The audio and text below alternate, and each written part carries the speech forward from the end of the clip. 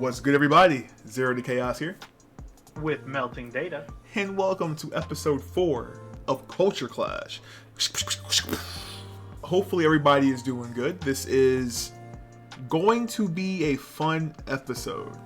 If you watched the last episode, we went in. That thing was like almost an hour long.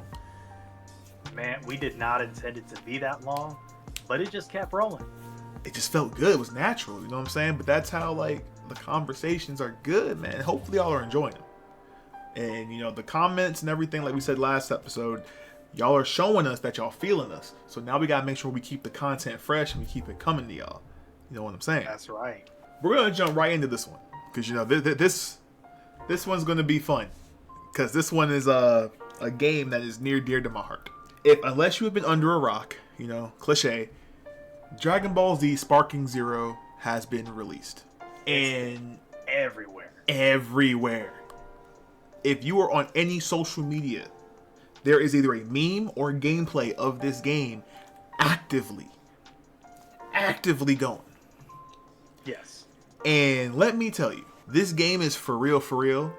In the first week of sales, it has hit over 3 million copies in a week. This game is getting so much traction. They said this may be game of the year. I'm gonna be real with you. I think it deserves it. I haven't played it yet because your boy's poor, but everything I've seen so far, it looks amazing. They brought back the what if stories from the early Budokai games. Yes. Like they brought back alternate characters, all sorts of different stuff. Bro, let me tell you, man. This game has literally all the tournaments, all the series, 185 characters, unlockable, not behind a paywall. That's how it should be, honestly. Everything should be unlockable in games. Especially a fighting game, yo. Especially. Yeah. Everybody wants the smoke. The hands are being thrown. The key blasts are being deflected. The noobs are being obviously seen out. You can tell the people who just entered the Sparking Zero and the people who are like, this is us. We've been waiting for this game for like 17 years and we got it now. I will say one thing about Sparking Zero is a testament, in my opinion. Every anime game from this point on, if your game graphics does not look kind of like Sparking Zero's quality, don't release the game. That's honestly fair. I felt the same way when DBZ Kakarot came out. Yes. And I was like, look, this actually looks like the anime on screen being controlled. If it doesn't look like that, I don't want it. I don't want it. And I sat there, man. And when I tell you, it's 2024, so there is always going to be a mix. Haters going to hate, lovers are going to love, you know? But literally, the haters of this game. I've seen people complain about Goku's hair in the 3 forms of Goku that they gave us. What? Right. The Frieza series where you go Super Saiyan for the first time. Mm-hmm. Then you have Goku during like the Cell during the Majin Buu series. Uh-huh. And then you have Goku from Super. His hair is actually different. Yeah, his Super Saiyan hair is different. The Toriyama changed the art style up a lot between the different series. Right.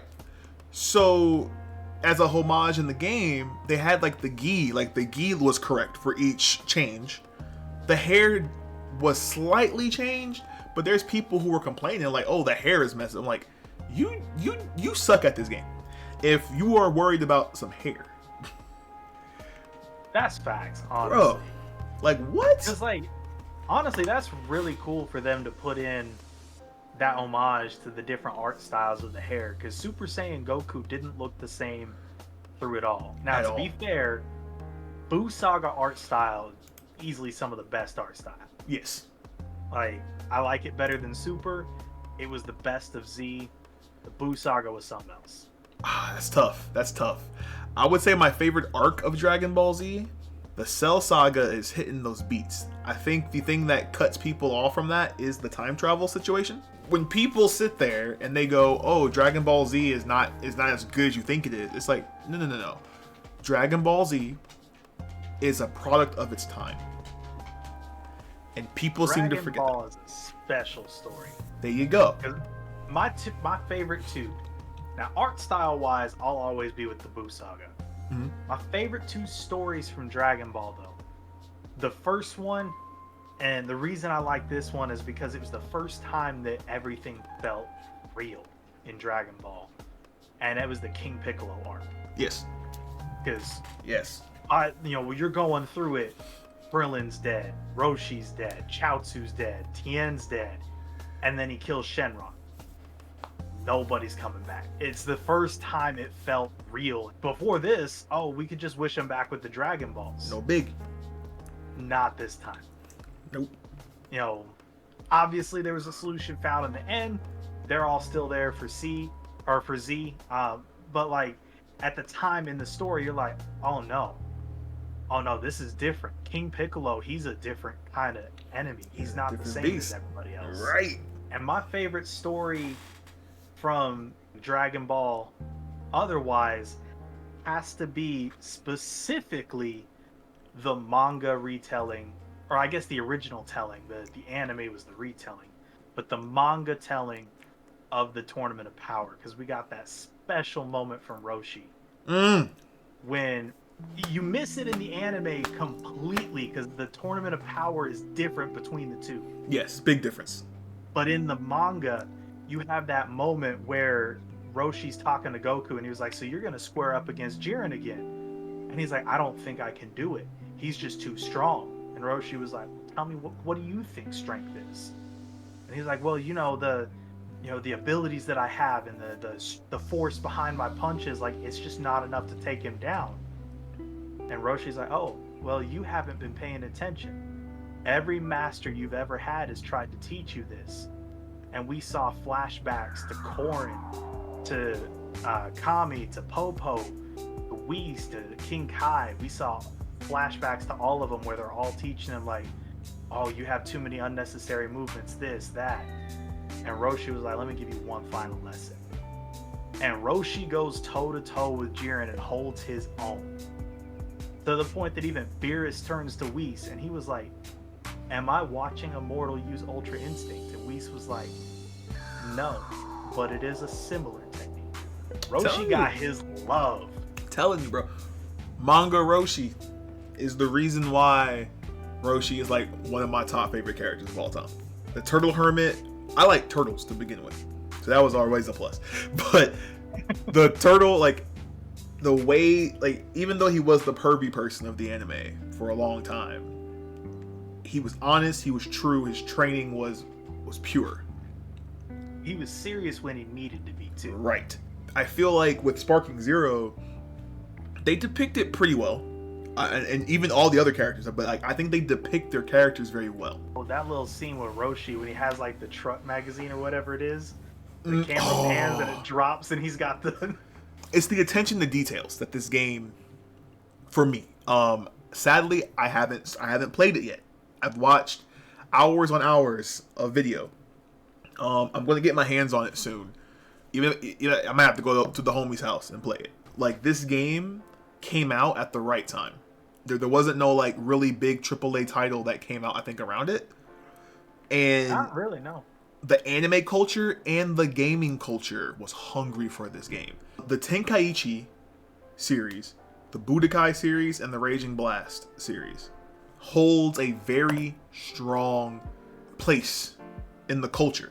The only other anime game I think that did that was Ninja Storm for like Naruto. When like DBZ Kakarot came out, it was good.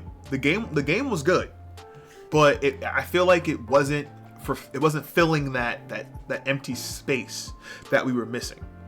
It was a good fighting game, but it wasn't a good anime game, if that makes sense. Yes. Yes.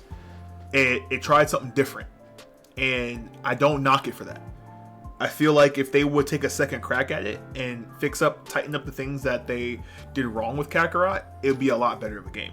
And Raging Blast, Tenkaichi, the Budokai series, like with all of those games, when people talk negative about it, it's never, in my opinion, it's never about like the mechanicals. Like, there are some mechanic things that I've seen while watching it played I'm like, okay, they can fix that with a patch. Maybe they didn't catch that. Like, there are some times, like in the tournament, in the martial arts tournament, where a graphic clip will happen because there's so much ki and explosions and all this stuff. Your character like bleeds through the side of the stage, and you get a ring out. Things like that. Like, they can fix that. I want our listeners and our viewers to know. We did not look at Sparking Zero and think this was going to be filet mignon. Like we did not think this was going to be a AAA fine dining experience. We know this is spam. Okay? We know what this is. But damn it, we're going to enjoy it and we are loving it. Do not mess this up. Please, culture, do not mess this up. Let this game have its moment. It may fall off next month. Next month, maybe nobody will talk about Sparking Zero. I doubt it, but who knows? But for right now, this has been the hottest game literally on the streets right now. What's crazy, and I want to get your opinion on this one, because I heard this recently too. Don't know how true it is. Okay, I'm not sure. But there is rumors that if Sparking Zero keeps going the way it's going, because the competitive circuit has been insane for this game. They said this could possibly become an esport. Don't do that. I can see Sparking Zero not being like on the main stage of EVO, but I can see them bringing it to EVO. I'm gonna be honest with you though, I don't want to see esports of this. In general, I don't have a problem with esports, but this is a game that we already have too much riding on culturally. It's been a long time since we've gotten something that the DBZ fans specifically actually wanted in a Dragon Ball game. Mm-hmm. It's been at least two console generations, I think, since like the PS3. Yeah. With like Raging Blast and whatnot, that we actually got what we wanted in a DBZ game. Do not mess this up with esports. Do not mess like let us eat for a little bit. It's making people feel like back in like the early 2000s. Oh, you got that game, you in school, it's a Friday, the weekend's coming, the new DBZ game came out, you and the boys, we gonna get some wings, we gonna get something to drink, and we gonna... It's a whole different feel. Right! And I've been watching like really good players and really bad players play it, and I'm like, this is how it needs to be. All I ask for this game, do not add any season passes, do not add crazy microtransactions, leave it just the way it is. Now, modders have modded like Black Frieza and stuff in the game already. So that's an arc they need to hurry up and tell in the manga, to be for real. Tell me about it. Kind of stepping away from Sparking Zero. Just a little bit. We're gonna cross over to the culture just anime real quick. When it comes to Dragon Ball Z in general, I don't compare Dragon Ball Z GT Super. I don't compare that to the new generation of anime. The Demon Slayers, I don't Jujutsu Kaisen, My Hero. I don't do that. To me personally, Dragon Ball Z is like The Simpsons. It's going to be around. It has surpassed the test of time. It's going to always be something from this generation. There will always be a Dragon Ball Z something. Yeah, it's a Simpsons in the world of Bob's Burgers. When it comes to their storytelling, it is getting better. It's just the fact of, because there were so many like power scalings and power issues, maybe a little story hole here and there, people are being very picky with it instead of just enjoying it for what it is. I feel like it comes from people not knowing really who Toriyama was and how he wrote stories. See, most animes, when they're writing it, like the authors for Naruto and One Piece and whatnot, talked about it, where they're like, we had kind of general story beats of what we wanted to do over a long period of time, so we always knew what we were working toward. Mm-hmm. Toriyama made this up every single week for years. Yeah. He had no clue where he was going. He started with a little boy that had a tail that gets hit by a car. And every single time that he was writing a new panel, he was making it up. Every single time. Like, he's written this story without planning anything out, and it still overall works. Like, he even references his old mangas with like Dr. Slump and whatnot. Like, Toriyama is something different than the rest of them. The rest of them can tell a good cohesive story. Toriyama can freestyle it, and it still comes out good. Yeah, and he comes from that generation too, though. His storytelling and the way that he did his work. Because one thing I didn't know until recent, I knew that like Dragon Ball Z, a lot of it he didn't have like a take on, like like Super and stuff like that. Like the pacing of those, I know he wasn't like super involved in it, but I didn't realize like they mentioned like him and his children like was watching that anime fresh. Like he's like, oh, they tuck it in this direction. Okay, cool. And that's why like Dragon Ball, is it Daima? That's why this is so special, because he's like, this is him coming back and going like, this is how I would do it. If there was no Dragon Ball Z, we wouldn't have One Piece, Naruto. Yeah. Like Bleach. Like let's keep it 100. Like people always be like, oh no man, whatever, blah, blah, blah. It's a legacy anime at this point. You know, now I'm gonna kind of cross it back over again, but with Sparking Zero, this is the benchmark now. They raised the mark. And I believe personally that anime games are the worst made games sometimes. I feel like the anime community is just excited to have a game, but they forget that it needs to be a good game. Holding a game as the standard, like, that works honestly really well. To be like, hey, it needs to be at least this good standard wise. Because that's what I do personally when I'm playing games, watching new shows, stuff like that. Mm-hmm. If I'm playing an open world game, I still compare every open world game I play to Morrowind. That is my gold standard. I still compare every manga I read to Dragon Ball.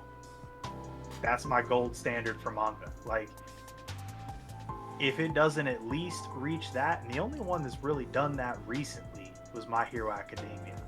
Yes. That was some good stuff. My Hero is a very tight story. And honestly, Bandai, I don't know if you're going to listen to this, you need to make a My Hero game in this quality of Sparking Zero. It would work. You know how well some of those characters would play? Gotta play Grape Juice, man. I'll be real, man. People think I'm weird, bro. It's like, I call him Grape Drink. That's my little dude, bro. I feel like the funnest one to play with in like a Sparking Zero style game would honestly probably be Aravity. Yeah. Being able to get like all kind of different float moves and stuff like that. Ooh. I feel like that would be fun. And it's weird that other anime games haven't been able to copy it outside of maybe like Naruto. Like Naruto's had a couple that were pretty good, but I feel like for the most part, it's kind of a swing and a miss on most of it. I can see that. My biggest problem with Naruto games, Ninja Storm became an easy copy and paste. They just upped the graphics, but it was the same game. Just looked better. What was it? Clash of Ninjas, I think it was, for the GameCube, I think it was. That game was really fun. And I think it got like 2 or 3 games within that time span. And that had potential, but it was the same issue. They just went, well, we'll just copy and paste, add the newer characters from the manga and the show, and that's it. I'm going to hold my review for Sparking Zero until I'm able to actually play it.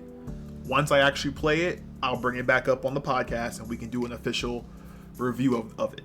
To end this one, so we can go on to our last topic, I'm going to ask you, Data, who are your top 3 Dragon Ball characters? I ain't even really got to think about. Vegeta and Piccolo are the top 2. Okay. Easily, no competition. Third one's a little harder. I want to say Gohan, because I like the story progression we got with him from the beginning of like the Saiyan saga until the Cell saga, Okay. where he never wanted to fight, he never wanted to participate in any of this. He just wanted to live peacefully and to study. But he had the dichotomy of the character that like he doesn't want to fight, he doesn't want to do all this, but he's also far stronger than everybody else around him. Right. I ain't mad with that. Because honestly, I was going to say my top 3, easily Master Roshi, Vegeta, and then Gohan. Because I do feel like the passing of the torch thing was written, but I think they didn't realize how to do it. His character progression actually was really good in the Cell series. Yeah. In the Cell saga. Like, it made sense. His progression went up. He reached his ultimate form, Super Saiyan 2, defeated Cell. That should have been his, his call to order. Passing of the torch. Boom. That made sense. I think that could have worked. It could have been like, this is Gohan. He's the new savior of Earth, but he's trying to balance being a human and being a Saiyan. Or, it's like it's written right there. I like the Buu saga for, like, it's honestly one of my favorite portions of the story. But I like it for reasons that most people hate it. Because a lot of people hate the fact that Gohan wasn't the one to fully take the torch and start going with it. Mm-hmm. But I like the fact that now that he's defeated kind of the last major evil that was there, he kind of fell back where his character wanted to, right, into peace.